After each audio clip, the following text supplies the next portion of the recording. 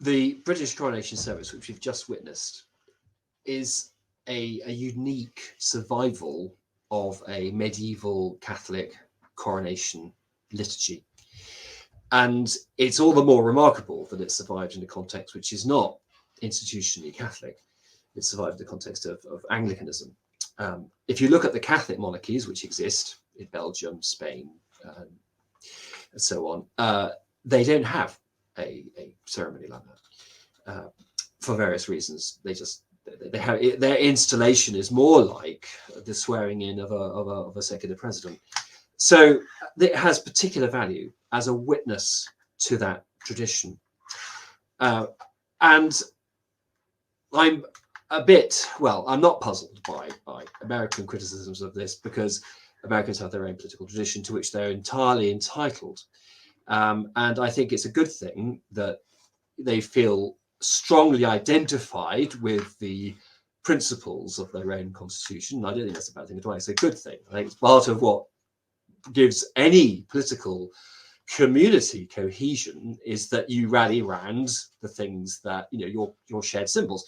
So nevertheless, I do think that we should have a bit of charity about other people's symbols and why they're important for them. And just as I would say about the Japanese monarchy, that its symbols, which are not Christian, are important for the Japanese, a sense of solidarity, a sense of identity, and so on. So obviously the British symbols are important for Britain. Britain is a complex country. It's made up, as you know, of England and Scotland and part of Ireland and Wales and so on. And it's partly because of that complexity, including religious complexity since the Reformation, that it's important to have a very strong set of unifying symbols.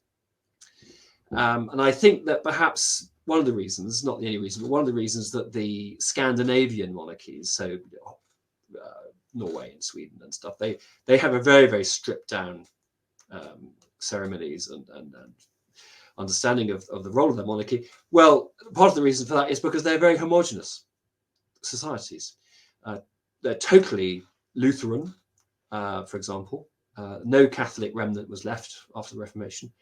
They don't have big immigrant populations. They don't have sort of odd little bits of other countries which were previously independent, all those sorts of things. They do have quite a complex history, but it's nevertheless what they've ended up with is quite homogenous. They don't need something complicated. Well, we do. And the Americans do too. So in a different way, the Americans need a complex set of ceremonies. And I think that some people think it's very strange in America that you have all this stuff about the flag, all this stuff about the Constitution, always banging on about the Constitution, always waving flags around, and having a great reverence for the flag, and sort of strange ceremonies which other countries wouldn't have, about revolving around, you know, the tomb of the unknown soldier and things like that, and a sort of enormous concern about veterans and enormous concern about men in uniform. British soldiers don't wear uniform unless they're on duty. I remember being amazed flying an internal flight in America, and the hostess said to this chap, "So would you like to upgrade to first class? We've got an empty seat." And he said, "Is there anyone in uniform on the aircraft?" He wants to give way to a uniformed member of military personnel.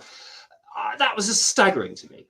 I mean, I was impressed. I thought it was great, but it was something that you just don't get elsewhere. Now, why do you have all that stuff? Because these are important to America.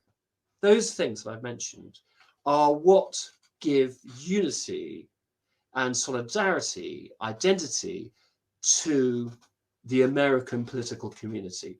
And it needs it, because we all need it. Every political community needs it. And American political community is not going to get it from religion. They're not all Catholics or Lutherans or Buddhists or anything else. Of course, they're not. They're not going to get it from ethnic common ancestry or shared cultural traditions. They have to get it from these institutions, which are relatively young, and they look from the outside a bit artificial even. But look, guys, we get it from this. We get it from the monarchy, from this stuff about what Britain has in common, which is above politics.